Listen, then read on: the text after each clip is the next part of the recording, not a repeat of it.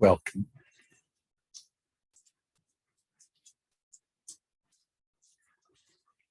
One thing, Eddie, do you have your both vaccinations? Yeah, I'm getting my second one on the 30th. So yeah, it'll be done. Okay. Write to me. Let me know your plans. Oh, okay.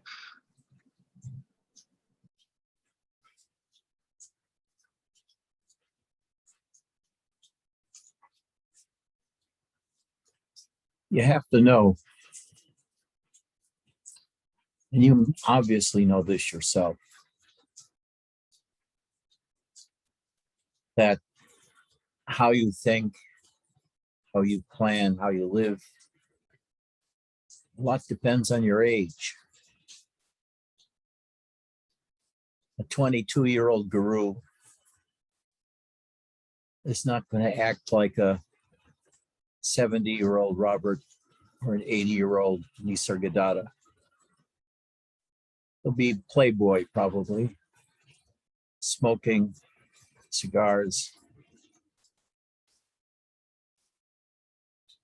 chasing women in his sangha, generally feeling pretty perky.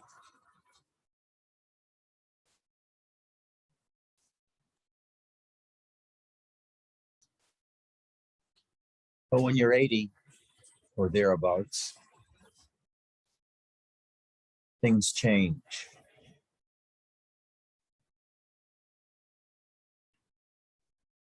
As Robert said,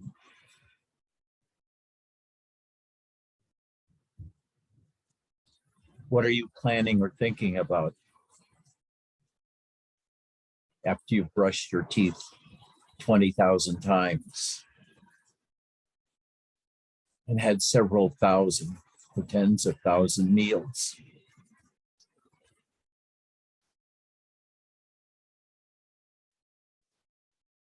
No matter how good your cook is, you're not going to taste every meal as if it's your first.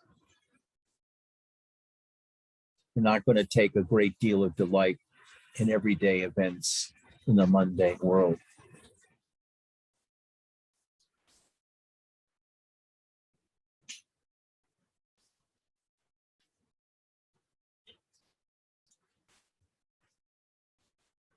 By the time you're 80 and you're practiced in spirituality, almost everything in you, the inclination to do anything, is more or less dead.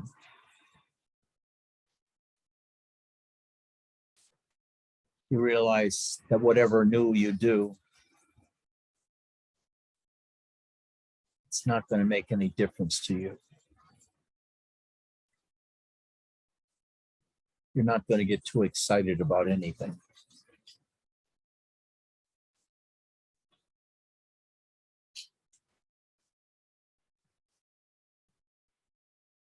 In other words, you're pretty calm, level-headed, set in your ways. No longer so troubled by the events in the world.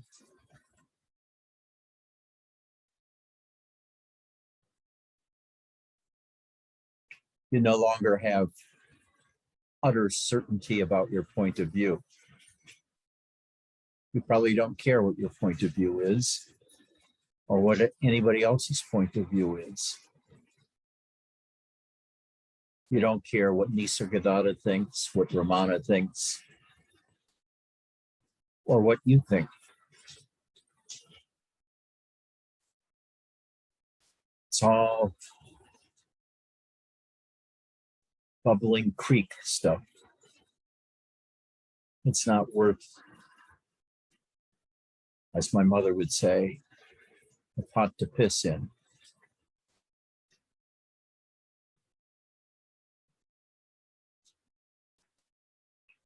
When you're young, You want to do a million different things. Have endless sex, endless gourmet meals,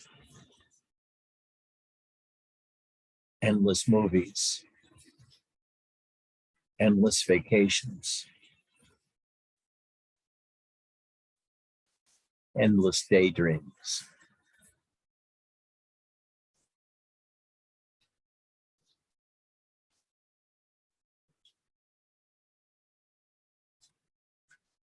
But after 50 years of meditation,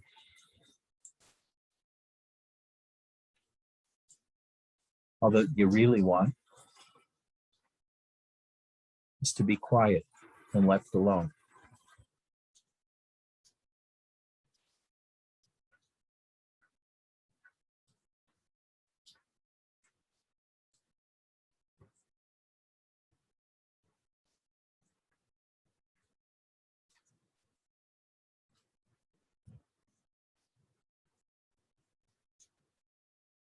You're at peace.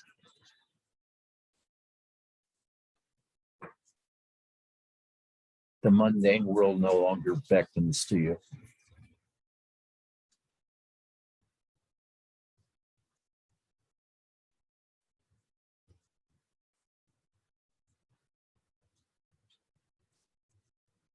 Every contestant from the Miss America contest could pass by you naked.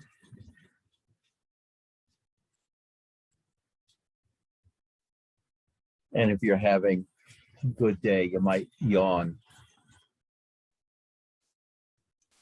You don't care about such things.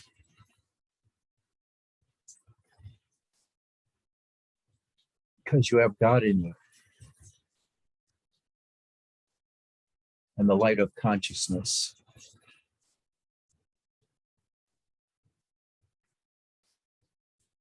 And all of reality is filled with emptiness, permeated by emptiness.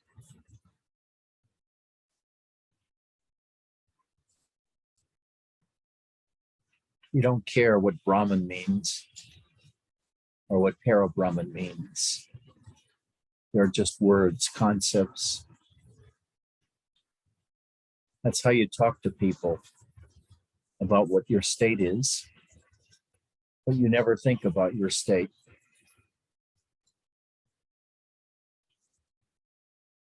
Unless it's the state of Arizona, which is no place to be.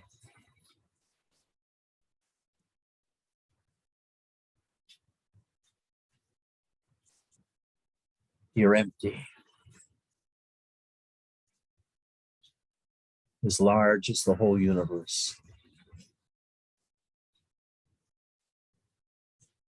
You become the rainstorm outside.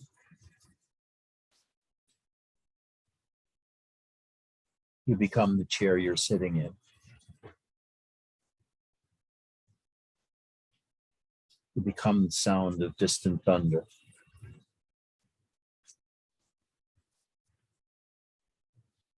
And you're extraordinarily comfortable and relaxed. No longer stirred by desires, not even for enlightenment or awakening. You got everything you need within.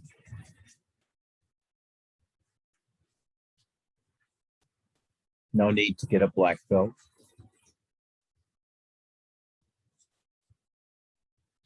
Even skipping 2 meals isn't worth a note. It's not that you feel dead. You feel totally alive.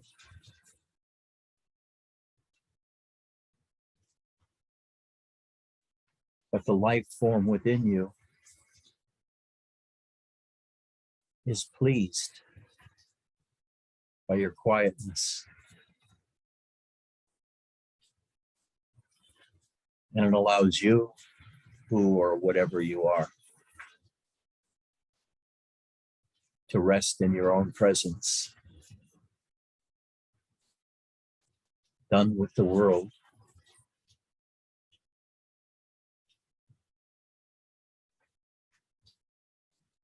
Experiencing everything moment by moment.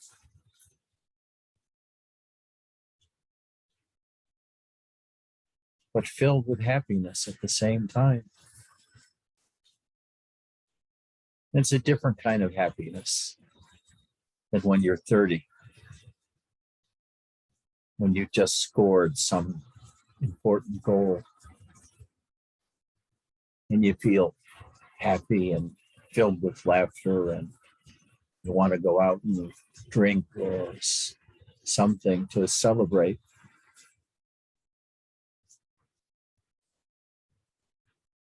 It's the happiness of being at rest, kind of waking sleep, where you can feel your body and the whole world around you, and they're not separate. You're just happy. And also, the life force in you is no longer scattering itself amongst a million objects in the world. It's at rest, at peace. And you just feel the pleasure of the life force being quiet, yet has a great potential for release, even though it doesn't desire release. It's pregnant in its waiting.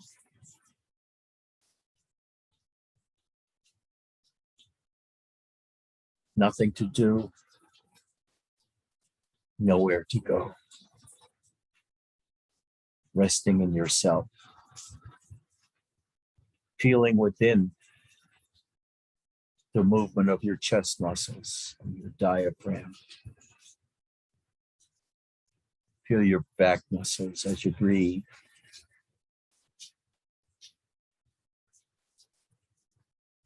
Feel the pressure against your body of the chair or the bed.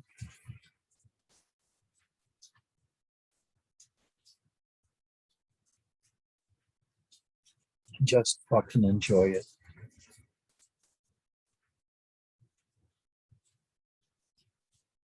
Your cat comes over to you and walks on your chest. And you enjoy that especially. She's your friend. She noticed you and wanted to make contact. And you enjoy the contact. And you both rest within each other's company.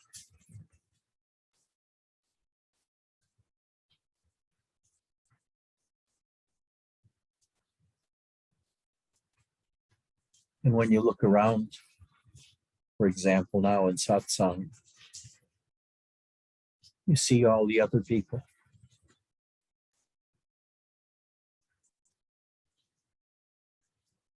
And you hope they feel the rest you feel, the peace you feel, the happiness you feel. Nowhere to go, nothing to do.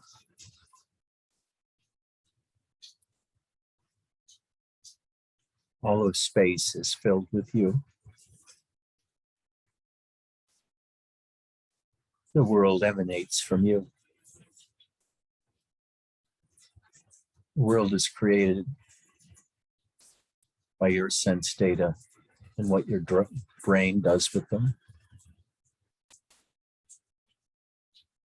But you no longer are thinking about things. You're too lazy to think. You just experience them, what's ever there. Like watching a cartoon on the television, where you're only slightly interested in what's happening. And even then, you drop interest in the cartoon, and it still goes on. But with you, in total rest.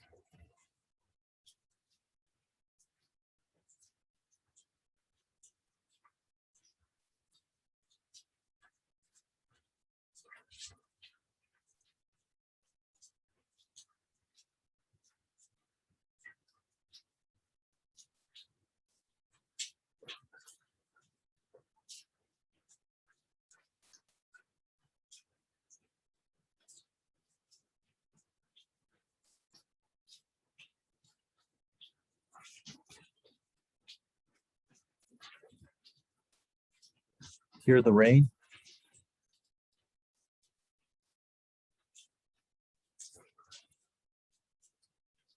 All of your cares are falling out of you, like the rain outside, falling to the ground.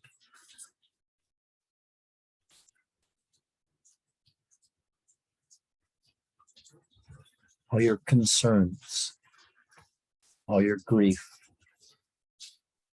all your problems have evaporated.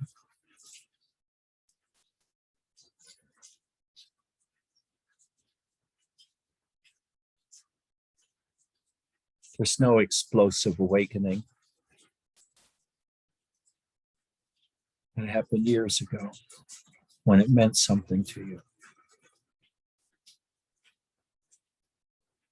Today, the earth could be reborn totally or ended, and it would not concern you.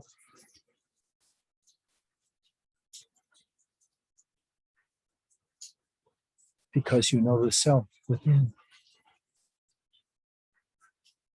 You know the life force within, and you are just so happy with that life force in you. You can worship it as God or as yourself, doesn't matter. They're both the same. The energies can play around a little, and titillate you, or they can quiet down and join you in silence. Doesn't matter. It's all the same.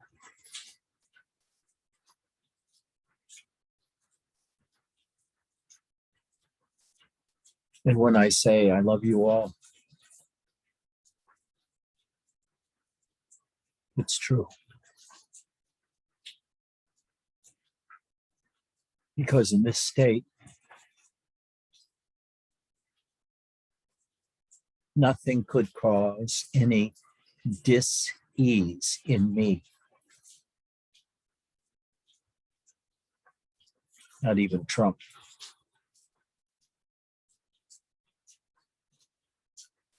Just resting within, feeling the life force slowly bubbling within. You're alive. And you enjoy it. No thoughts of death. No thoughts of anything. You're perfectly okay the way you are. Now, how did this come about?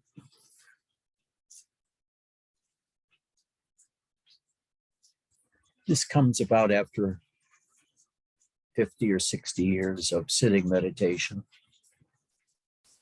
The first 20 are a waste of time because you're too young to enjoy it.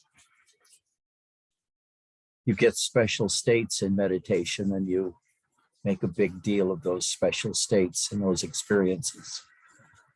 The different rooms in the spiritual mansion within. But after a while, those eruptions, those curtain calls. They can go on, but it doesn't matter to you because you feel the same everywhere and at all times. Quiet, unperturbed.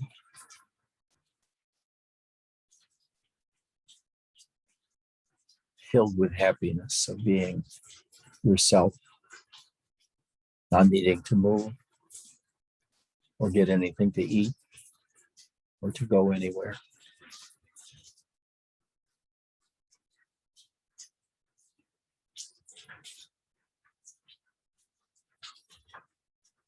Maybe you'll go and join your cat on the bed. Pull up next to her or him. Put your arm around him and pull him or her close to your chest in a spoon position. And he'll roll over on his back with all of his legs pointing straight up, totally relaxed.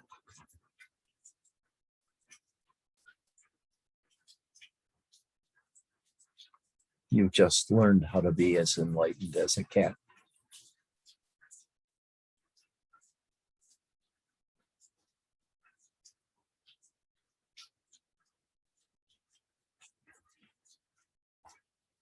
In this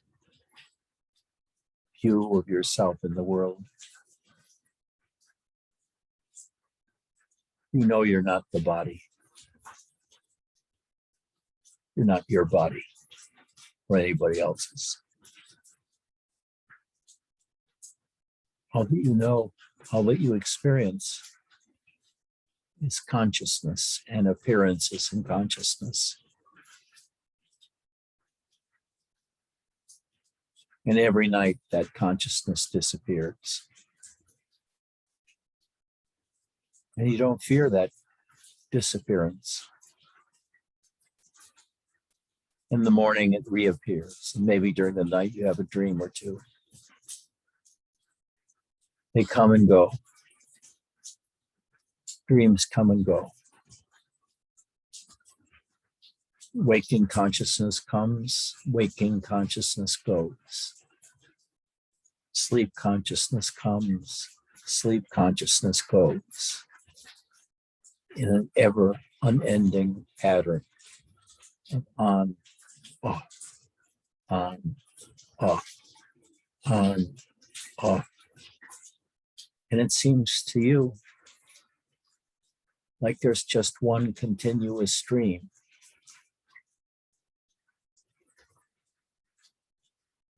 A melody.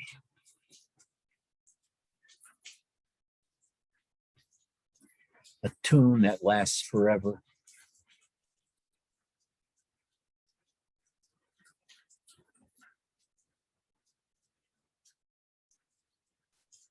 One of my cats is snoring very loudly.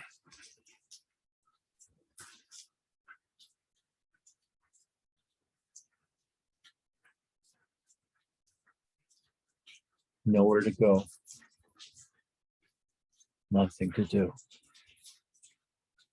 Not bothered by thoughts or bothered by mind dwelling on all the chores you have to do that day or the next day.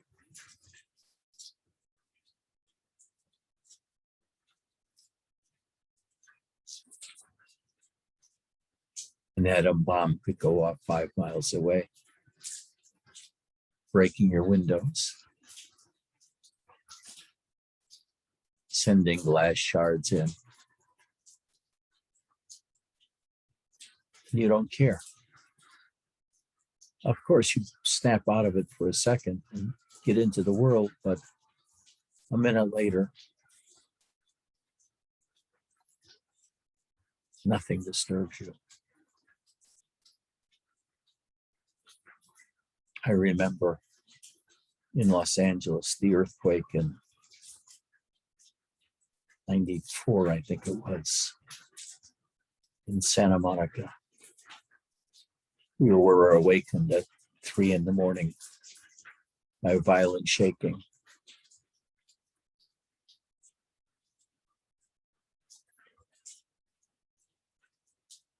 We got out of bed, looked around, things had fallen all over inside. Looked outside, didn't see anything. We went back to bed. It was only the next morning, after we got up and drove around, we saw how much damage was done by the earthquake. St. John's Hospital was destroyed. Apartment buildings in Santa Monica had collapsed. Many people were killed, 26, I think. There were collapsed buildings or partially collapsed buildings all over. Power was out for 3 or 4 days. We were told not to drink out of water from pipes. So we had to buy water.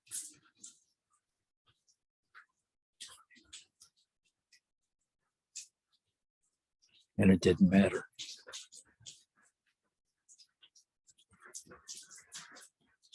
It didn't matter. Because we were at rest within ourselves.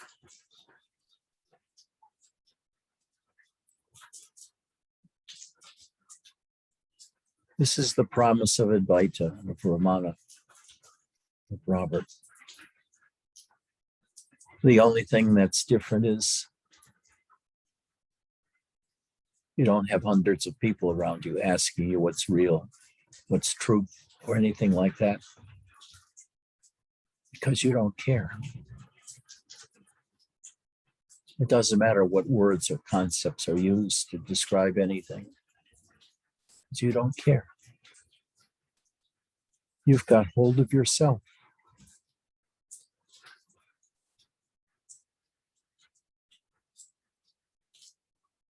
You can't describe what yourself is like except peaceful.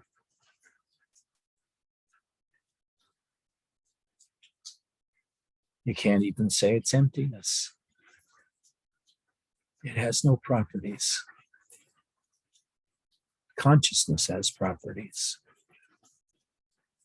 And you can talk about the qualities and properties of the different states you're in, but it doesn't matter. You're at peace. With nowhere to go and nothing to do. And yet, when it's time to eat, you prepare a meal and eat. Your peace is not disturbed.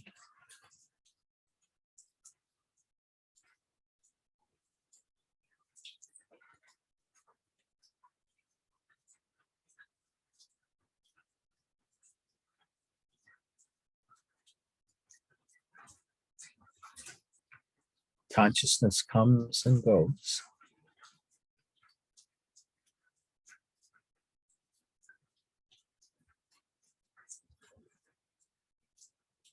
You didn't know who or what you were until maybe 3 years old, when the self-concept becomes formed. But when you're that young, you're so restless. It's hard to pay attention to things like that. Because the world is a mysterious and wonderful place, and also a scary place that you want to keep exploring and experiencing. Even in your 30s, you're driven by these concepts of what you should do, how you should make yourself into. Doing periodic fasts, becoming a vegan or vegetarian, or becoming totally a meat eater. experimenting with your health. Because you still think you're a body. And you want to do everything to make that body healthy. But if I ask you why, you say, so I can live a longer life, more healthy life. But so what? In this state, it doesn't matter. Healthy, unhealthy, in pain, not in pain. It's the same. For I am not the body. For a while, I thought I was consciousness. But even the happenings of within consciousness do not impact me.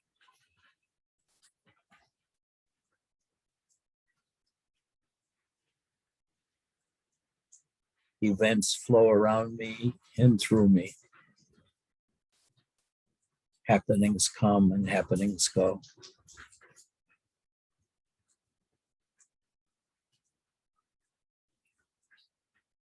Now,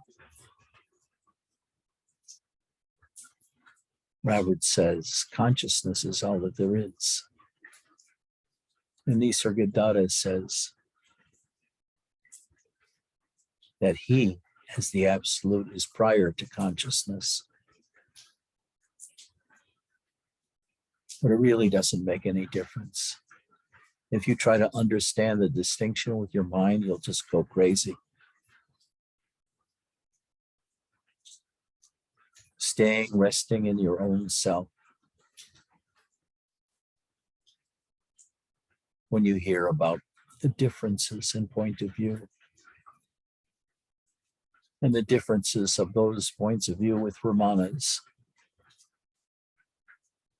all that you can do is shrug your shoulders and say, it doesn't matter.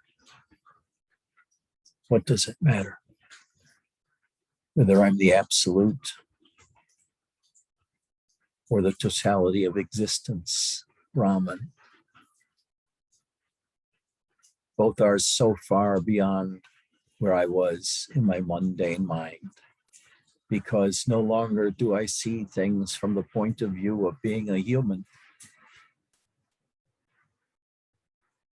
but under the aspect of eternity. I have become Brahman, the totality of the world, the totality of all existence, and of all life forms, all the life force working through all the life forms everywhere. And I'm happy. Be happy. Read the Ashtavakra Gita and be happy because you know yourself.